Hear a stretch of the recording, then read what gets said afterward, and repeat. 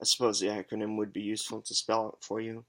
So yeah, this is about PAN/PANDA syndrome. I specifically have PANS, which is worse than PANDA syndrome. It's basically PANDAS for six things instead of one. But so PANS is pediatric acute onset neuropsychiatric syndrome, and PANDAS is pediatric autoimmune neuropsychiatric disorders associated with streptococcal infections. Strep throat. It's the same thing.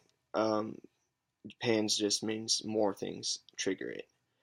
But okay, so how it works is the blood-brain barrier in in between every capillary and your brain cells, which is supposed to filter out things like uh, most antibodies and definitely things like strep, um, is is too permeable, and this usually happens from birth.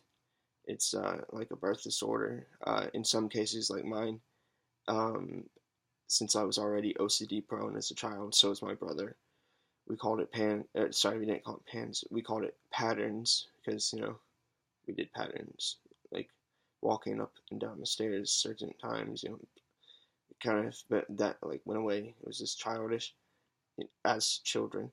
Um, but so, but in high school I got many concussions, and then working at a Dairy Queen, I cut my finger and passed out because my blood sugar was low. Because that was my first job, didn't really know to eat the day before. But yeah, hit my head on a trash can and got strep throat basically a week later. And a few weeks later, I got it again at the same time as that was, right after high school ended and football ended and, youth group ended. So, like, just basically the physical triggers plus the emotional change. It was just enough to set it off. And then I started having all the symptoms except basically bedwetting. Um, if you're watching this video, then I would assume you know what the symptoms are, but the main ones are intrusive thoughts and OCD about those intrusive thoughts. And so that's why children will, beat their heads. They're trying to beat the thoughts out. That's why they'll scream. It makes you very irritable. Um, I'm like, I'm down to like 10% of what I was 5 years ago when it first.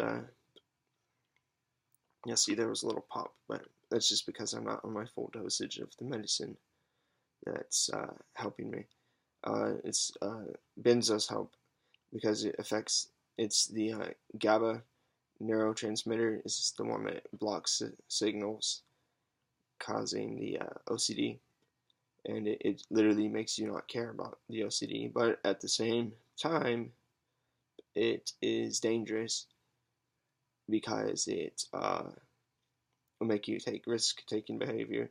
Like I have a motorcycle, I can't drive it off of Klonopin, um, and yeah, Klonopin to GABA affecting benzodiazepine. But I take that in anafranil, which you're not supposed to take together, in high dosages of anafranil. Just learned that recently. Uh, but yeah, so I'm old enough. I'm 24 now. I'm old enough. I can, for the most part, manage the symptoms. Like this is me with it flaring up. So I'm fine usually. So if this is me with it flaring up, then there's hope for your children. So because I'm very smart. Program. I do lots of stuff and build everything. But yeah, what I'm working on building now is is a program to basically, well, one, you type in your medications you're taking in, and it'll tell you, hey, wait, there's a drug interaction here. I mean, I know you can do that on Google, but most people don't think about it. But basically just an overall program that works with the about 18 main neurotransmitters. There's about 100, but 18 main ones, just and it's called neural networking. It not not to do with like actual neurons, but it is modeled after that. But yeah, so I'm working on many things, and you know, I can express what like I know what your children are going through, and I know for the most part what would be good and what would be devastating treatments for them. I've been to 7 mental hospitals, a total of 10 times. Some of them, the first one I went to 4 times, then the others I just went to once each. Wait, that might make 11, I don't know. But one of them was kind of like a transfer, so. Uh, but yeah, so for the most part, like taking Zoloft is specifically not recommended for PANDAS syndrome. I mean, if you're already on it and it's working, obviously, then why would answer the one who brung you, you know? But obviously consult a doctor on anything you hear on the internet, which this is the internet.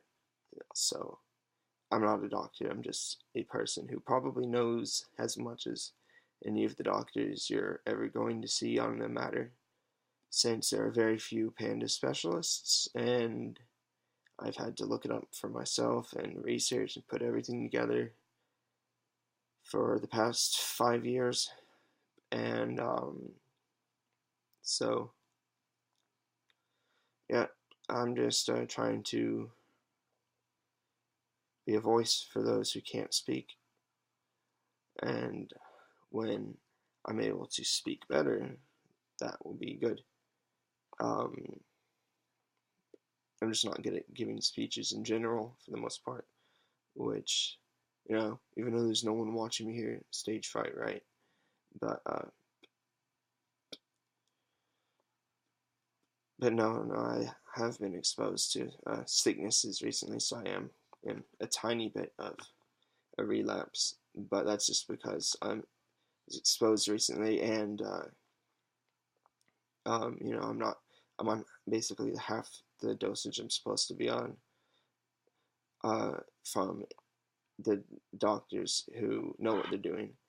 Because currently I'm not in the same location as those doctors, so I have to settle with a doctor that doesn't really know what she's doing. But yeah, so yeah, I'm going to put some more factual videos here for at least a while. It's going to be talking with a robot voice, as in computer generated, but because then I can type it. Yeah, I work with all kinds of programming, so it should be easy. I've already done it, so. But then I can give you visuals, explain better what's going on with your kids, what might not happen, and always remember, take the disclaimer. This disclaimer goes for all videos. I am not a doctor. I do not have any type of medical license. I can only give you advice, and I can only suggest what you should ask your licensed doctors. If you're watching from the United States, which is generally what I would assume for people watching a YouTube channel made here. But not always, There are other people that speak English, and many people come here for treatment. So, doctors I can recommend. Well, personally, I can only recommend Dr. Rao in Plano, Texas, because he's the one that works well with me. And and just DFW area is what seems to have a lot of good. That's in Texas, by the way. Dallas Fort Worth has a lot of good places, and I mean, like we're talking. Dr. Rao is gonna obviously attempt the IVIG and antibiotics and corticosteroids first before anything. They don't do plasmapheresis, as far as I know. That's actually the treatment I wanted, but ultimately I know it's for people my age. I'm 24. It's not going to help. Plus, it's usually out of pocket because insurance doesn't really like to pay for things. But yeah, so I would at least recommend getting a recommendation from him for a doctor you could see that knows what he's talking about in your area. Um, Feel free to contact me if you need advice. There will be a Facebook page about this where you can message me. If we start getting lots of messages, which I actually hope that's the case, it might take longer, but but yeah. And my final thing I have to say about this is there are basically 4 levels. There's the symptoms. That would be the first level you see. The OCD, the intrusive thoughts, the ticking. Then under that is the fact that your immune system is attacking your basal ganglia. That's level 2. And then level 3 is kind of mixed with level 2, really. But it's like, why are those antibodies attacking it instead of the strep? But the root cause is blood-brain barrier permeability, which in my case was weakened from concussions. Roughly 10 to 14, only 4 recorded, 10 to 14 suspected. But yeah, it's a 12-minute video, so it's going to be good for now.